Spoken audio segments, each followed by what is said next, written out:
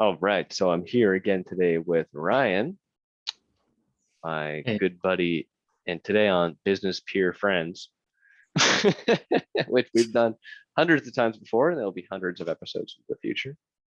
Um, we were just talking about recruiting, and basically, Ryan's basic premise is that almost any problem you have in business uh, is basically demonstrating a lack of recruiting ability. Is that correct? Am I putting that the right way? yeah, like basically, like a lot of different parts of your business, you can buy it, but like you can't buy recruiting, right? Like finding the right people to do your work, I think it's the hardest part in business. Okay, but what about recruiting services? Can't you just buy a recruiting service and then just have them No, go find no, you no. people? It's no, no. So the thing is, when you hire a recruiting service, it depends on what they do, right? Like for me, like I run a recruitment company. Like for me, it's even hard to find someone for my company. Like the Right, way but your you company didn't, works. you made your recruiting company after you had this problem with your software company. Yes, yes. Okay. But like the one of the biggest lessons I learned is just like every company runs differently. There's no two companies, even if you're in the same industry, there's no way you do the same exact thing, right? Your Okay. software, the software you use, the process you use, it's all different, right? And like a lot of times, like you can always get more sales. You can hire another sales guy, you can do more lead gen, but if you don't have the people to do the work, you're just not going to deliver, and then basically you're just going to upset your clients, and then you're going to lose them, right? Okay, So but most people in business say they have like problems with the tasks you just talked about, right? You said, oh, you can always get a more sales guy, or you could always hire someone else to do lead gen. Aren't those just more activities that you need to get good at hiring for? Like, wouldn't the same rule apply? yes, I guess you could say that as well. Yeah. Okay. So my thing is, okay, great. You say, oh, you got to get better at recruiting, or you can just hire someone, right? How do you know what to look for? Like if you're not good at that task, right? If you haven't perfected that task that you're hiring for, um, how are you supposed to hire for it, right? How are you supposed to judge? That's the Yeah. big So question. yeah. So there's a few things that I've learned from helping recruiting for other people. One thing is that people really like people who are similar to themselves, right? Hmm. So like it's oh, you went to this university. Oh, I went to this university. You must be good. But that never pans out, right? And what I found from like doing like over like 200 interviews this year is like the most important part of the recruiting is the screening, right? Oh, You need to be able to do a live demonstration of the person you're hiring, what they're doing for you, because people lie on the resume, or people worked in teams, they didn't actually do the work that they claim they do. right. So I They're find that just loosely associated with something, and then they claim forever after that they worked on that project. correct, yes. So having the proper screening takes time, right? And and basically as close as possible in the interview, if you can make them do what they would do on a day-to-day basis for your company, that's the best gauge of if the person is right for your company, Now, how right? many interviews, you were telling me about this last week? How many interviews did you say it took to find a regular developer, PHP? Yeah. So to find a PhD developer, I think it took almost 60 interviews. So this is And that's after the we that's the after lowest we amount screened of them. interviews. Yes, it was 60 interviews of actual like doing a technical interview with 60 candidates. And that's after To, screening. yes, that's after screening. To get a And no for dev, it took Shopify, you said Java was like 120, and crazy. then WordPress was about roughly the same thing, How long do these right? interviews usually last? 45 minutes. So we literally have a full-time 45 interviewer. minutes? Yeah, Oh we my literally have a God. full-time interviewer, like Oh my going through these God. people, and like, well, we know the common problems, right? Like there's a few people that you talk to, right? One Yeah. is they know they're not good, right? And then they just leave right away, right? But So there's I a actually was talking to a guy I've been helping build his agency, right, last week. And he was very afraid about hiring people to hand off his processes to. And basically what I told him was just like hire a few people temporarily for like a test week or 2 weeks. Or I think you can tell in 1 week, and then just put them in a sandbox.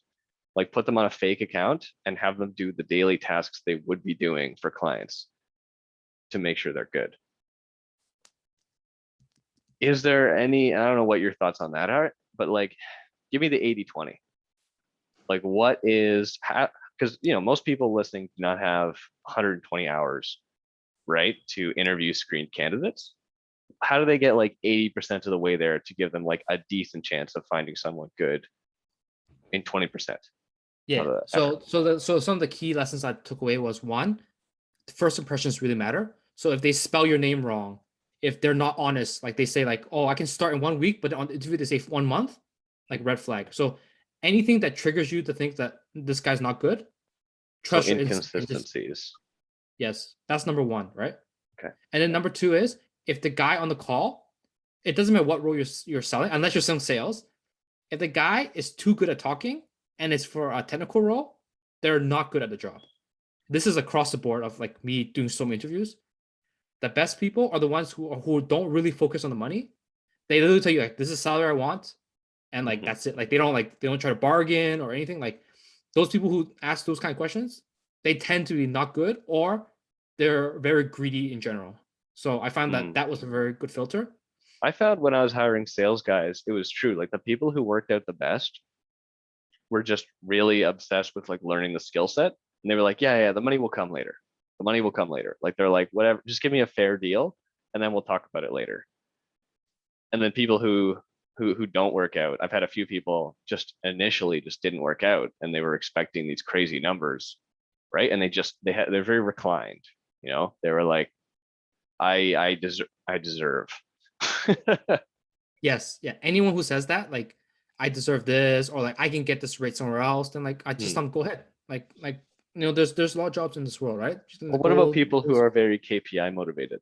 Like, have you ever interviewed someone who's like, I can get this result for you, and they No, get no. See, specific see, see, about it? see, the moment you say that, you know they're focused on sales. Hmm. Like an employee would never talk like that, Well, ever. what if you're hiring for sales? Maybe No, that's a good thing. I'm not hiring for sales, so I think you would be a better person for that. But like, for me, it's more like any other position that's more like employee focus. I think that's the key. And oh, one of the other biggest point is you can tell like if you don't know a topic, you can still tell if someone's an expert or not, right? And the game you used to play as a kid, like, oh, why is the sky blue? Hmm. And then your parent says blah blah blah blah, right? And then you say, Yeah, okay, they why say blah it's blah blah blah? reflecting the water, and then you say, "Oh, cool. Why is the water blue?" And they're like, Exactly. "It's So reflecting the sky." yes. So you can do this exact same thing on anyone on interview. And basically, a sales guy who only knows very surface level data, Mhm. they will give you surface level answers and they cannot go any further. And then you know that they don't know. Like when you Oh, hear someone that's who's an like that expert, like three whys thing, like digging down a few yes, layers and seeing where they tap out. correct. Okay, I think that's very important. Like an expert should be able to go at least 4 or 5 levels, right? 4 or 5. Uh, Okay, I think so, right? Like, okay. and then basically ask more scenario based questions as well. Like, don't ask like don't Google like top 10 interview questions and ask those, Mhm. right? Like people memorize that Can stuff, you right? use But this like stuff to like screen? Could you do some of this in screening? Because the idea is like people don't have 100 hours to interview someone. yes, but the thing is, the why questions you have to ask in person. Hmm. The thing Okay. is, like on the screen email, it's actually funny. Like sometimes you ask them You a could basic maybe question. get like your interviews down to 15 minutes using this technique. No, no, no. Oh, actually, it depends on the role, right? Yeah, If I it's bet more you of a could. soft role, I think you could. Yeah. Um, Maybe a more technical role, maybe like half an hour. What if you like Uh, structured into like 2 interviews? So like you did an initial wave of the 15-minute ones and you'd have like a setter, kind of like you do in sales where you have a setter screen people. And then you just have like, 5 to 10 no, people book the longer form interview. You don't think no, that would work? that no doesn't help. So what I noticed was that some people they all pass the like the fluffy questions, and Mhm. then the moment we give them a little bit of a technical question, they fail. Like they can't even do it.